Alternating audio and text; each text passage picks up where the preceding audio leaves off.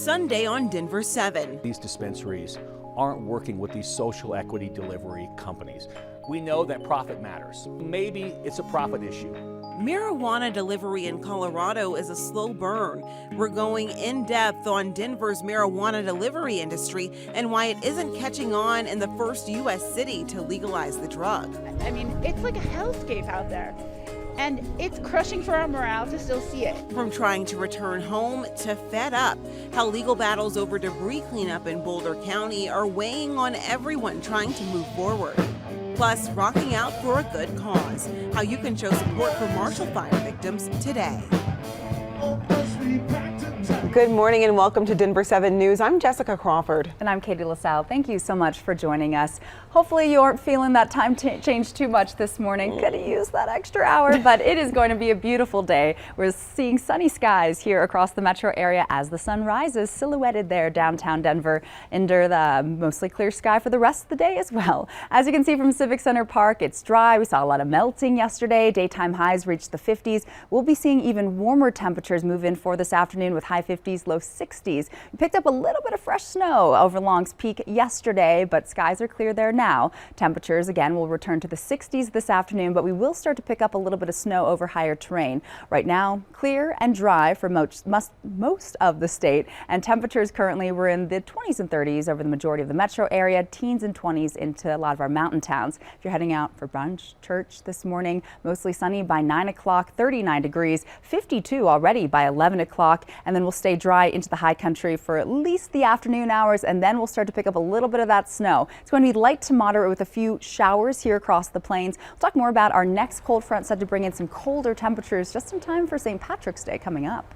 All right, thank you, Katie. Well, it has been months since the Marshall Fire, and cleanup in Boulder County is at a standstill over legal battles. Denver 7's Christian Lopez joins us live now from the newsroom. People are waiting to return home, and they turned to protest this weekend, Christian. Yeah, Jessica, they did. Debris cleanup is an important part of the recovery process, but many fire victims are still waiting on it to be able to move forward. So they came together to protest this weekend against the lawsuit that's been holding everything up. And we've told you about this lawsuit. It was filed by the group demanding integrity for government spending. The group claims Boulder County violated the state's open meeting law by not including the public in the contract selection for the cleanup company. So this has pushed back debris cleanup in the areas impacted by the fire. So Marshall Fire victims who gathered to protest say the lawsuit and organization behind it don't represent them, and they want the cleanup to start so they can begin to rebuild their homes and their lives.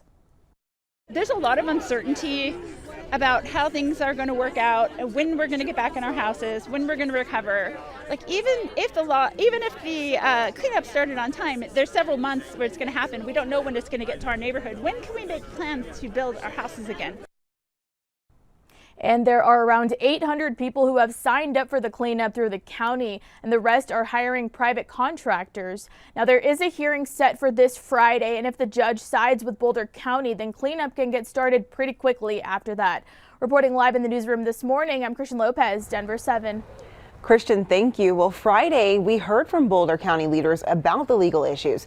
They say commissioners did their due diligence in choosing a contractor, and survivors will be financially and emotionally damaged by further delays. Both Superior and Louisville City Council will meet this week to talk about the debris removal agreement with the county. Superior will also discuss a new nonprofit to advocate for residents called Superior Rising. In Louisville, there is a first reading for two ordinances to opt fire victims out of certain building codes. Well, this afternoon you can enjoy some fun music while also supporting families who need help after the Marshall Fire.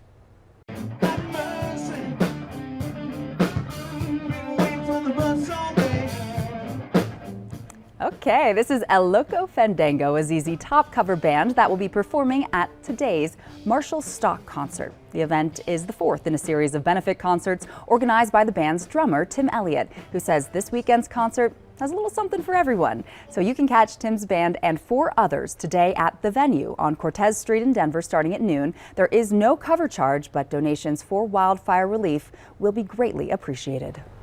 Well, since marijuana was legalized in 2012, Colorado has worked to undo problems caused by previous criminalization. And that's included expunging previous records to now prioritizing equitable hires.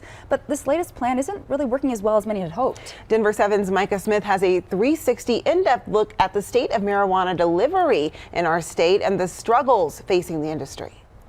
Almost 1 year after Denver dispensaries could legally begin offering marijuana delivery, just 19 of Denver's 206 dispensaries provide the service. And city leaders like Department of Excise and Licenses spokesperson Eric Escudero, Sadly, it's just been really quiet. want to know why. We're really working hard to try to make sure more people, especially those who are negatively impacted by prohibition, have an opportunity to benefit economically from cannabis legalization. Escudero says for deliveries, the city requires dispensaries to partner with social equity businesses. These are people, many of them, who had previous marijuana arrests for something that's legal now. But Escudero says to break into the now legal marijuana business, delivery companies need dispensaries to participate. So maybe it's a profit issue. We met up with Terrapin Care Station spokesperson Peter Marcus to find out why his company isn't delivering products in Denver. Only reason we aren't delivering in Denver yet is we just haven't figured out the logistics yet. Terrapin does offer delivery through a social equity company in Aurora, but Marcus says lack of consumer demand and navigating every city's specific requirements are challenging. You're talking about wanting to cross over into multiple jurisdictions. So yeah, that is difficult, but it doesn't make it impossible. I've gotten all the way to, oh yeah, it sounds like a good idea, and then never hear from them again. Terrence Hewing, the chief operating officer for a high demand delivery company, has asked 60 different dispensaries for partnerships. I've done the numbers, and it's cheaper for the dispensary to use a third-party delivery company. You have to spend multiple thousands of dollars on licensing, you have to spend multiple thousands of dollars on tech, you have to spend multiple thousands of dollars on vehicles. Hewing finally got a yes from Marcus's company, Terrapin. But Canna Courier's co-owner, Shanda LeCompte, is still waiting for an opportunity. There's so many dispensaries in Denver that are able to offer delivery to their customers, and they're just choosing not to. LeCompte says 7 months after getting her delivery license, she's not sure she can stay in business. That's kind of discouraging, knowing that we're not making any money because we don't have any contracts. LeCompte says she was born and raised in Denver and just wants a chance to take part in a booming industry that started right here in the Mile High City. Reporting in Denver, Micah Smith, Denver 7. And overall, Colorado's marijuana industry is very profitable as is. Through the first 2 months of this year, Colorado has collected $58 million in tax revenue. The city of Denver is working to expand its social equity program for marijuana licensing, and tomorrow there is a free online session hosted by the Office of Marijuana Policy and the Black Economic Opportunities Council. It's from 3 until 5. If you have questions, you can email marijuanainfo@denvergov.org. Well, still to come, Ukraine's president is not backing down, and we're following a fallout from a Russian attack on a Ukraine military base as troops inch closer to Kyiv. And if you're about to hit the road for spring break, we're tracking gas prices for you as costs continue to go up.